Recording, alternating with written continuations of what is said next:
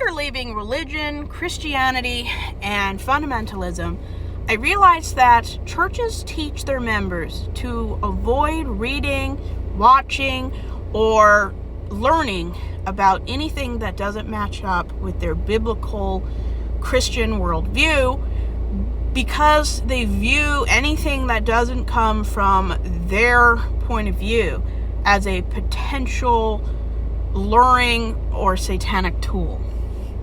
If you've grown up in fundamentalism, you know how the Christian church views things that contradict Christianity or contradict biblical values.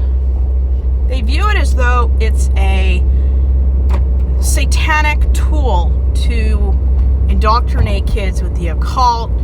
They see any teaching that doesn't line up with the Bible as something that is evil, satanic, and demonic.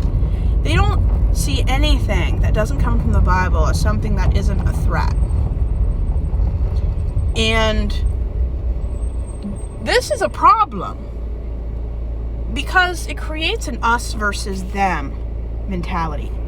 It creates the idea that if something that I hear, see, or read doesn't line up with my point of view, which is extremely narrow and judgmental, especially if you grew up in Baptist and fundamentalist churches, you are unconsciously, continuously teaching your neurological system, your psyche, and your family the us versus them mentality. If these people don't call themselves Christians, if they're not the right Christians, if they believe anything I don't believe, if their values and priorities are differently than my own, then they're trying to lure me away from my beliefs. People exist believing different things, not to lure you away, not to indoctrinate you, even though it's a laughing riot that the people who invented and created grooming and indoctrination, puritanical Christians, are the ones accusing secular people of doing what they think is completely normal and godly, as long as you're indoctrinating people with the right biblical jargon. It's fine. The second you do all of that biblical behavior, teaching them something that isn't biblical Christianity, that's when it becomes indoctrination, even though it's always been indoctrination. Church needs to teach people that to have a well-rounded education in life, you need access to different kinds of people, philosophies, religions, belief systems, morality, different ethnicities and traditions, and different types of families and orientations. If you rarely or never are exposed to things that you don't understand, and you don't agree with, you will live a very stunted, very controlled and isolated life. I'm always reading books and educating myself. Recently I've been reading the very controversial The Turner Diaries, which isn't for everybody, obviously. It's a very hard read. And I don't believe in anything that I read in the Turner Diaries, because it's a book about white supremacy, race wars, acts of race terrorism. I mean, the book is thought to have inspired things like the Oklahoma City bombing, January 6th, and so many acts of extremist terrorism. Just because I read the book, I want to understand why people are so bigoted that they believe in harmful ideologies. If I never get access to things I don't agree with and I don't understand, it's hard to know what other people are doing. And this is why in certain states, especially Florida, Texas, Mississippi, Louisiana, they want to put the Ten Commandments everywhere. The Ten Commandments are not the first moral code ever given to people.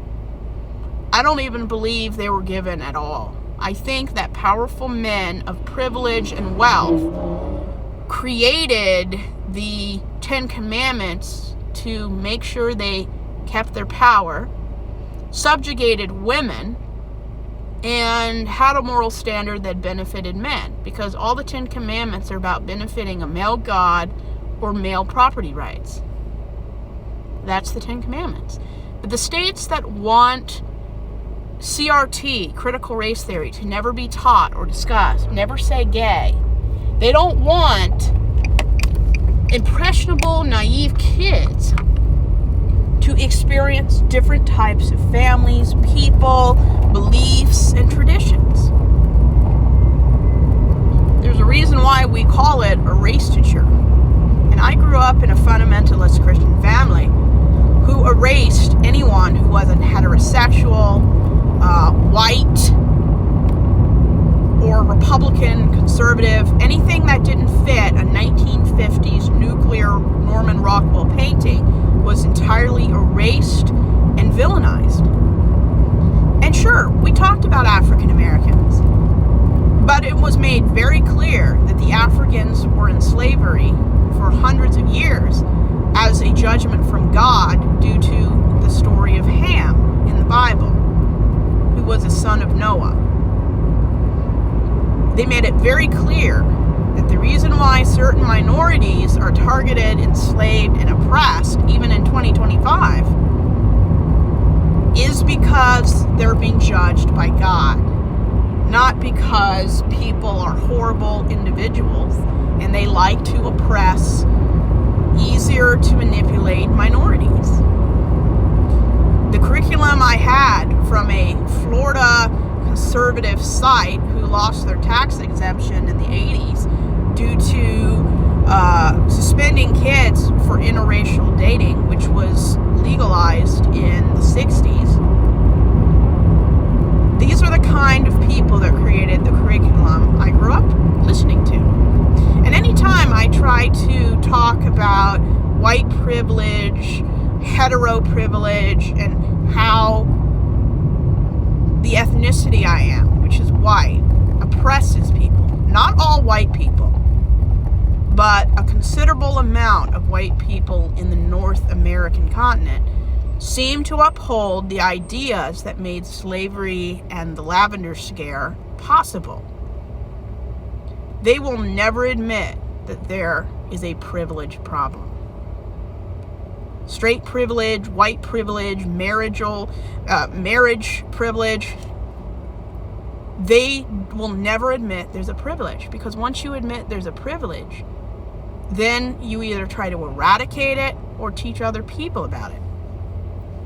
And the whole problem with the church not wanting people to have access to education, quality education that does not blur the lines between race history, ethnicity, scapegoating, is because they want to uphold the privilege of the groups that seem to oppress people. And as long as the church can control how you view minorities, sexual orientation, just anything, even gender, controlling access is how they maintain their privilege.